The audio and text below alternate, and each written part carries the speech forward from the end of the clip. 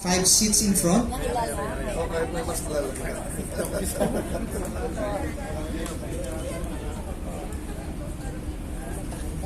Ay, dali.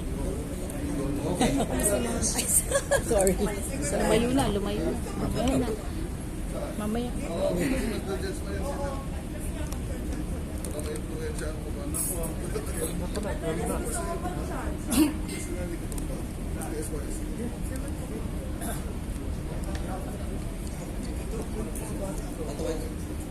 Okay, so for our first question from the audience, so I think from one of our academicians, sir.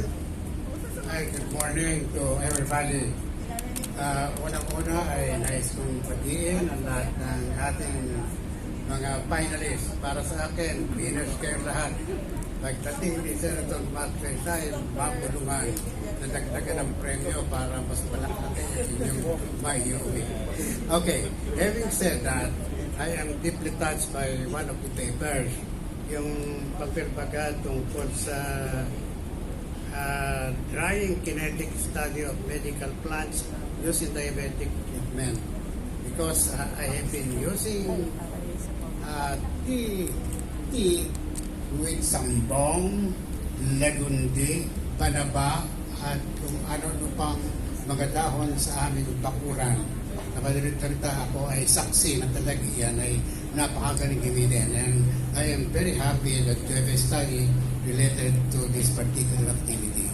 Okay, marami kong gustong sabihin, pero ang nais ko lang i-emphasize na dahil sa paggamit ko ng nag-insulin na rin ako, insulin, isang metformin, at saka tea na sa umaga at sa hapon at minsan ay sa gabi bago matulog.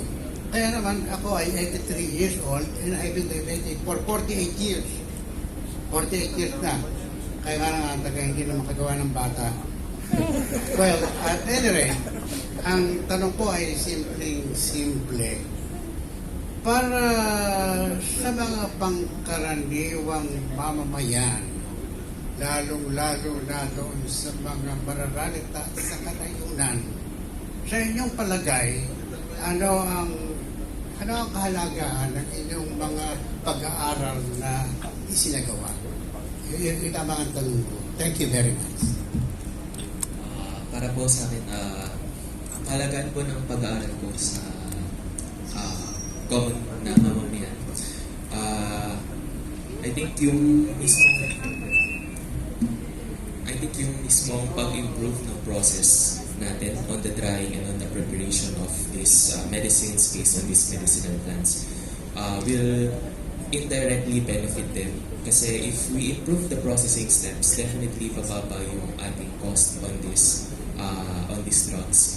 And mas maganda yung quality na i-intake ng consumer. So kung mas mura yung gamot na meron ng existing na may gamot talaga na maganda yung quality and mura siya, then definitely it will indirectly benefit all of our Filipinos.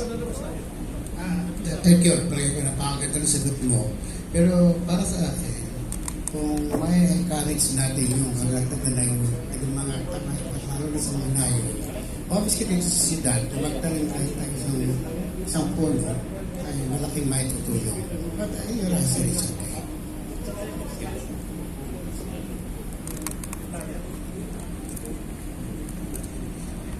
So, para sa akin naman po, yung study ko ay mahalaga kasi it focuses on safety.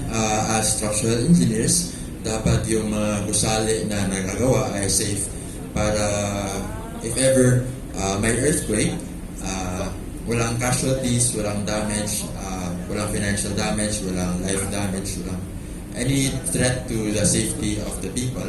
And my study focuses on this infill, yung mga concrete frames na may infills, kasi kahit na pinaka-common siya na construction ng building sa Philippines, hindi pa natin gaano ka master yung mga hindi pa natin masyado na understand yung interactions ng infill walls and concrete frames. And this study really helps to emphasize what we still lack in, and what we can further study on to really ensure that these buildings that we commonly see will be safe for use throughout the country. Hello sir, good morning. So, the question is, what is the importance of my study to the common people? Ano yung halaga niya sa pangkaraniwang tao? So, maybe 2 points. First is, we know that everyone today and maybe in the near future, alcohols will always be one of the stuff that in our bags. And by that, we can say that with this study, we can have an optimal way or an efficient way of producing alcohol. And whenever there will be a pandemic, hopefully no, in the near future, there will be no scarcity in terms of supply of alcohol. Since we optimize the process, since we model the process, we already know where we can adjust, where we can modify the process.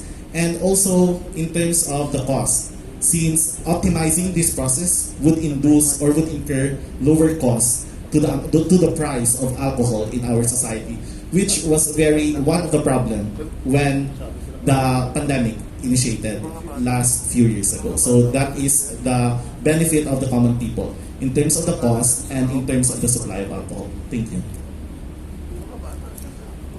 Morning po.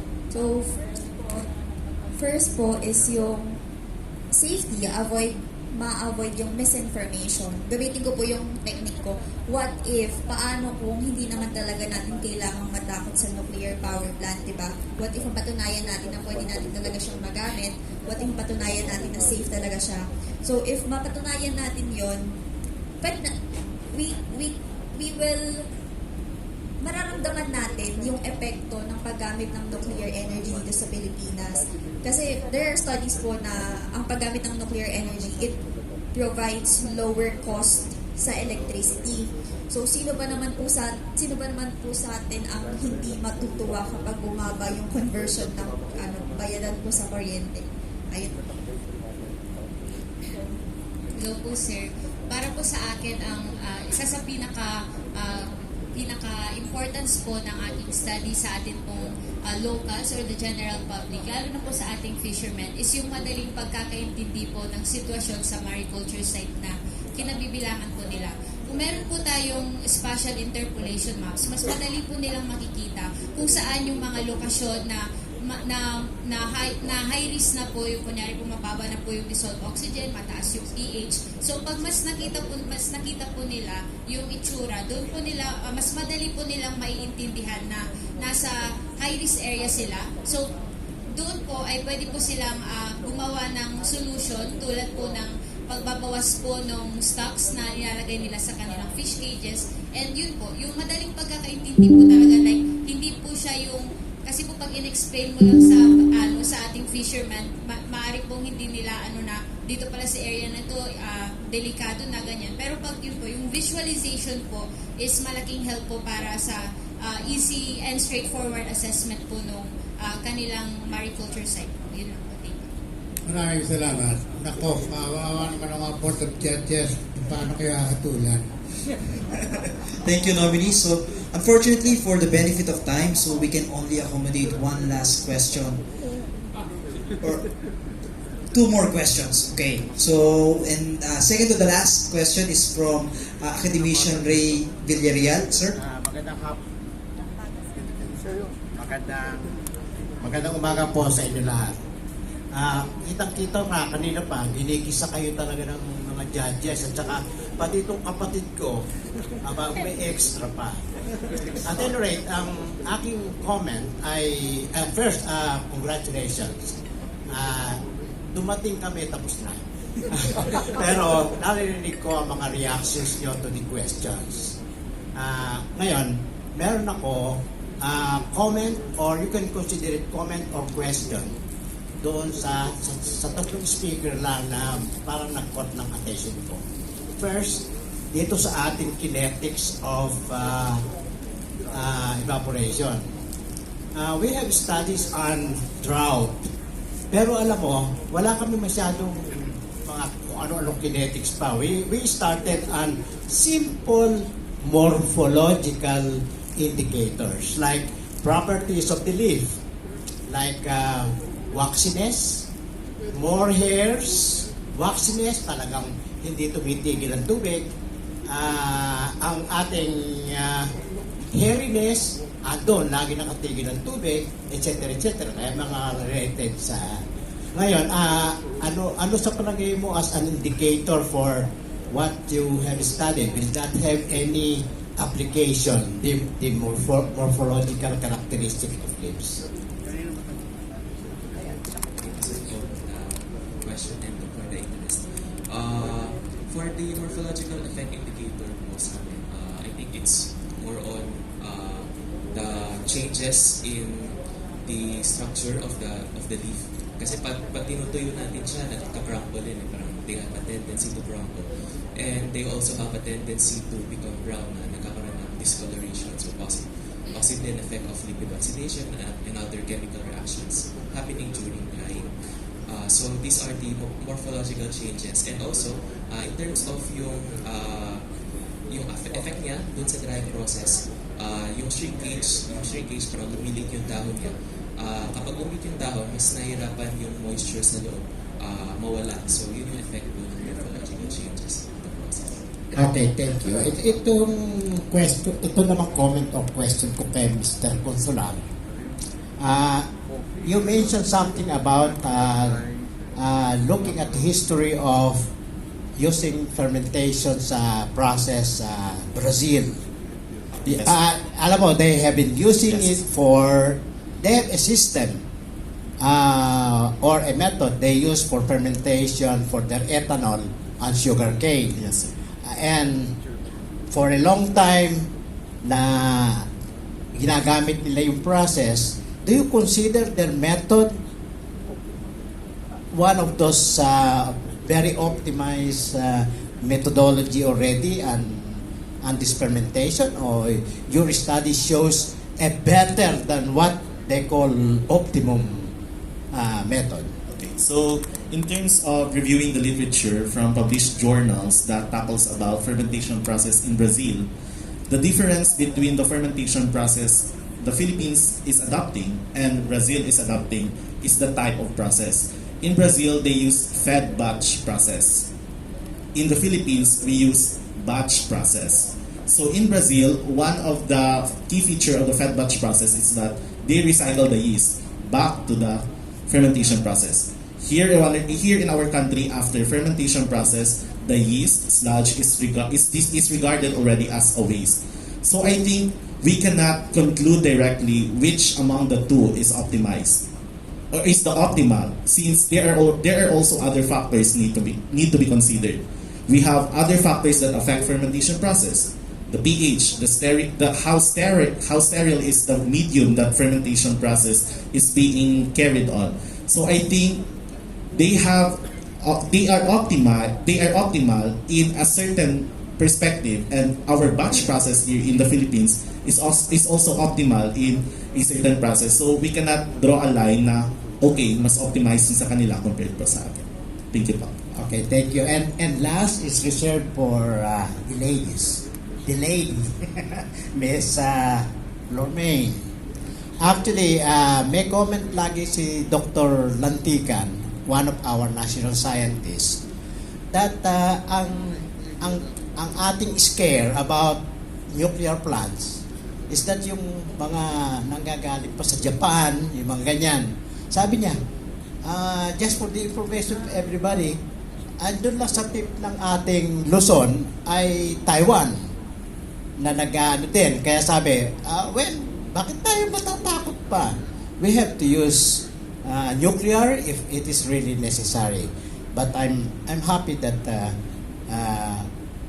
mga magaganda naman ang mga indication ng studies nyo. Ngayon, ako naman, ang tingin ko sa mga issues ay depende kung pro-government ka o anti-government ka. Now, itong pro-government natin they support nuclear Ano ba sitwasyon ngayon? Nababasa ko, tuloy na ba yan? Based po lang doon sa mga na-research or kasama po doon sa study ko, ang alam ko lang po na hanggang ngayon ay yung pinirmahan ni former President Duterte na Executive Order 164, which allows na po yung inclusion ng nuclear energy as a viable source of energy sa energy mix. So, actually, when we visited po yung BNPP, we were presented of the 19 key elements. Ang sabi po is, kailangan ma-fulfill natin yung 19 na yon na presented before tayo makapag-open ng BNPP for commercialization. And sa pagkakatanda ko po, first step pa lang po yung na-finish, tama po ma'am, no? First step pa lang po yung na-finish ng natin, which is yung national position on nuclear, on the inclusion of nuclear energy. So, ayun po, so far, ayun pa lang po yung state ng nuclear energy sa bansa. Thank you po.